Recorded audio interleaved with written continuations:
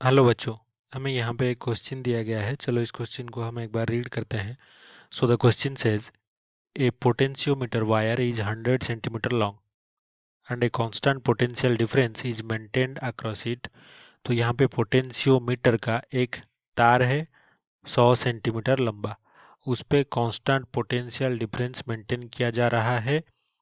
To cells are connected in series to fast to support one another. तो दो cell हमने क्या किया, सीरीज में कनेक्ट किया पहले, सपोर्ट करने के लिए एक दूसरे को, मतलब एक ही डायरेक्शन में दोनों से करंट फ्लो होगा दोनों सेल से। देन इन अपोजिट डायरेक्शन, और दोनों सेल्स को फिर हमने क्या कर दिया, चेंज कर दिया आपस में, जिससे कि दोनों में जो पोलैरिटी है बैटरी या फिर सेल का, वो ऑपोजिट हो जाए एक दूसरे के। The balance point are obtained 50 centimetre and 10 centimetre. तो दोनों केसेस में जो बैलेंस पॉइंट है अलग अलग आएंगे, 50 सेंटीमीटर और 10 centimetre. The positive end of the wire in the two cases. तो दोनों में बैलेंस पॉइंट हमने निकाला, जबकि पॉजिटिव एंड को कनेक्ट करके कितना कितना 50 सेंटीमीटर और 10 सेंटीमीटर आया पोटेंशियोमीटर में। The ratio of EMF is.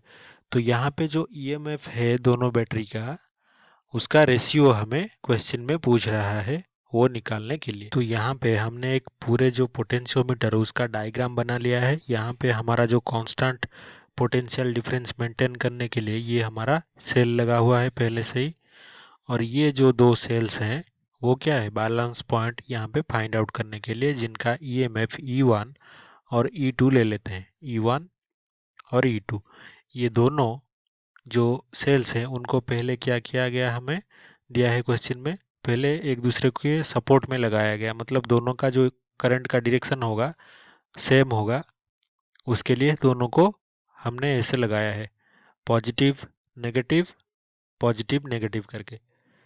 तो इससे क्या होगा, जो बैलेंस पॉइंट हमारा निकलेगा वो कहाँ पर है, 50 सेंटीमीटर पर है। और दोनों को अपोजिंग में कनेक्ट करने के बाद दोनों सेल्स को हमारा जो बैलेंस पॉइंट है वो 10 सेंटीमीटर यहाँ पे निकला है बैलेंस पॉइंट। तो ये केस वन और केस टू दोनों को दे दिया है। तो हमें पता है एक चीज यहाँ पे, तो यहाँ पे जो पोटेंशियल ग्रेडियंट होता है इस पोटेंशियोमीटर में, पोटेंशियल ग्रेडियंट जिसको कि डिनोट करते हैं हम के से, वो क्या होता है, V डिवाइडेड बाई एल। या फिर हम इसको ऐसे भी लिख सकते हैं कि जो V है वो K इंटू एल होता है। ये हमारा मेन फॉर्मूला यहाँ पे यूज होगा। तो अगर हम केस वन लें, केस वन में जो हमारा पोटेंशियल ड्रॉप हो रहा है वो कितना हो रहा है, V is equals to E1 plus E2, क्योंकि दोनों सेम ही डायरेक्शन में, मतलब सपोर्ट करने के लायक दोनों बैटरी लगाए गए हैं, तो दोनों का ईएमएफ ऐड होगा E1 प्लस E2। तो ये हो जाएगा कितना, K इंटू एल। एल कितना दिया गया है, 50 सेंटीमीटर। तो ये हम लिख सकते हैं K इंटू 50। और ये जो हमारा केस टू है, अभी यहाँ पे जो भी होगा हमारा वो कितना होगा, E1 माइनस E2, क्योंकि दोनों अपोजिंग में लगे हैं तो दोनों का जो ईएमएफ है एक दूसरे को कैंसिल करेगा। तो ये हो जाएगा K इंटू बैलेंस पॉइंट कहाँ पे है, 10 सेंटीमीटर पे, इंटू 10। तो इन दोनों का अब हम क्या करते हैं, रेशियो ले लेते हैं। तो दोनों का रेशियो लेने पर क्या आएगा, E1 plus E2 divided by E1 minus E2।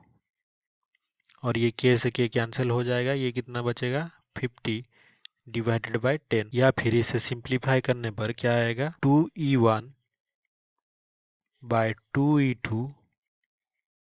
ये हो जाएगा 50 प्लस 10 डिवाइडेड बाय 50 माइनस 10, जो कि कितना है, ये हो गया 60 डिवाइडेड बाय 40, या फिर 3 डिवाइडेड बाय 2।